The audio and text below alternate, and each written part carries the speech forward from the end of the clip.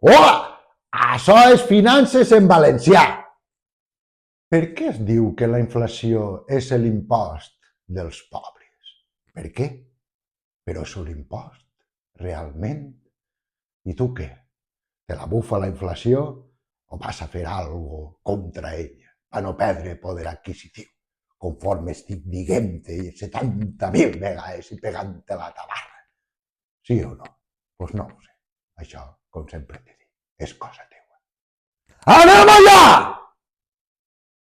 Bé, lo primer, la inflació és un impost? Home, doncs ja ho va dir Keynes en el segle XX, no? Per supost que és un impost perquè afecta a la base monetària. Per a que ho entengues senzill, val? La inflació és un impost perquè augmenta la recaudació de l'Estat a costa de l'estalvi o dels diners del ciutadà. Ja està, no n'hi ha que pegar-li més voltes. Vale? Per què se diu que la inflació és l'impost dels pobres?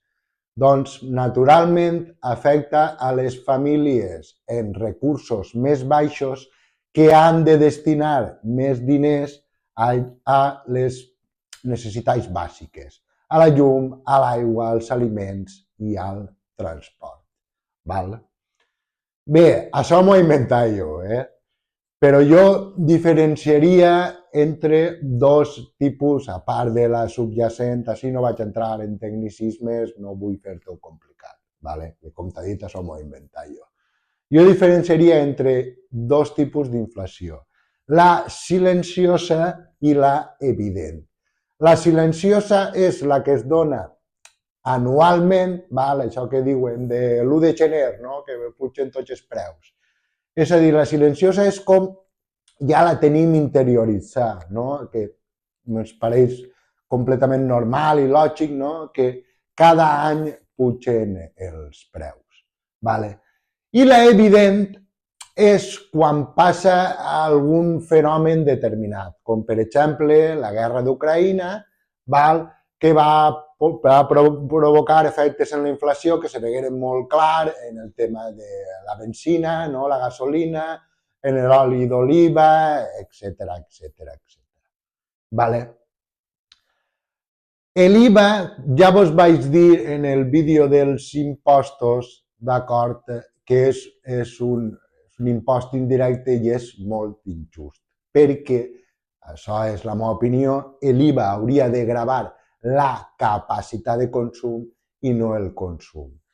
Què passa? Que en la inflació l'IVA no és l'impost que més creix, però sí que és el que més ràpid creix. D'acord? Estos anys passats, quan el govern va reduir l'IVA en la gasolina, en alguns productes bàsics, que per cert ja ha tornat tot al puesto, en la llum, etc., a pesar d'aquestes mesures, la recaudació en IVA per part de l'Estat va ser la major de la història. D'acord?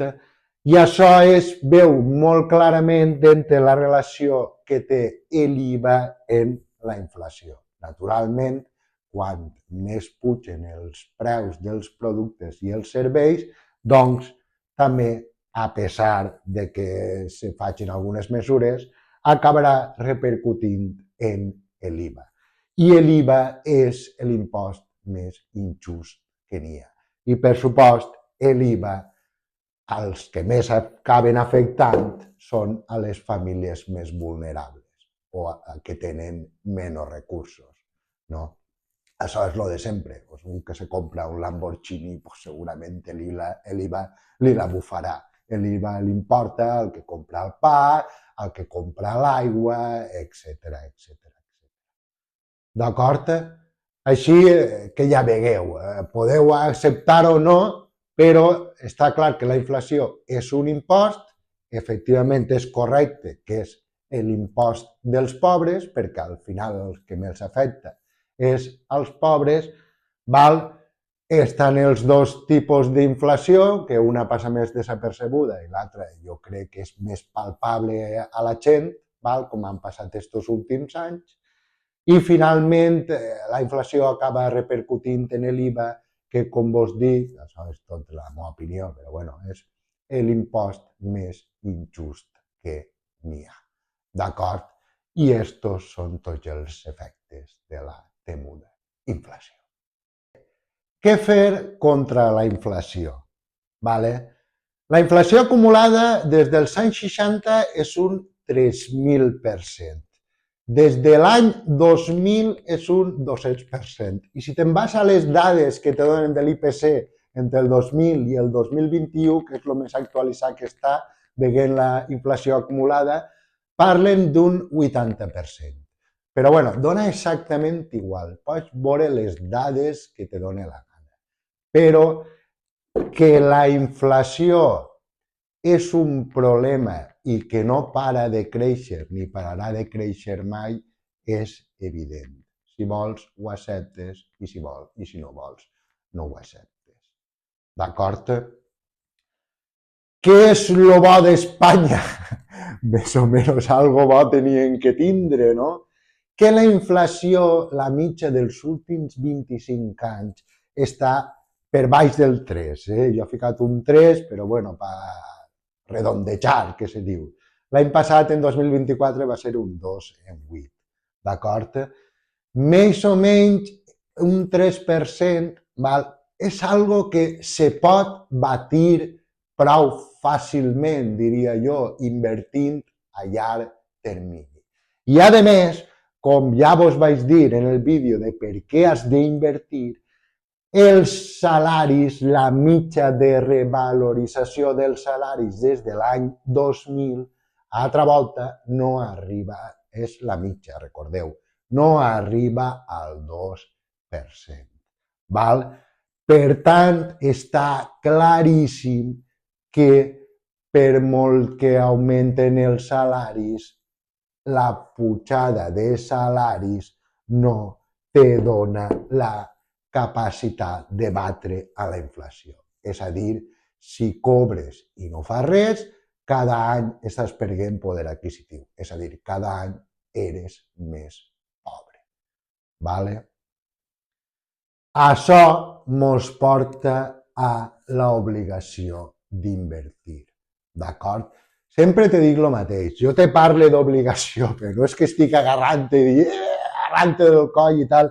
Simplement t'estic justificant que si no invertixes cada vegada seràs més pobre, perquè els diners que tens cada vegada valen menys. No vaig a tornar a entrar en això perquè ja teniu el vídeo de com crea el Banc Central i el Banc Comercial els diners i ahí és com se crea la inflació. D'acord? Ja teniu aquest vídeo que vos ho explica, jo crec que d'una manera prou senzilla, vale? I és on podeu veure més clarament els efectes de la inflació. Val? Però teniu l'obligació d'invertir.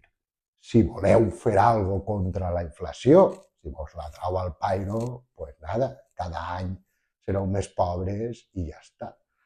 Val?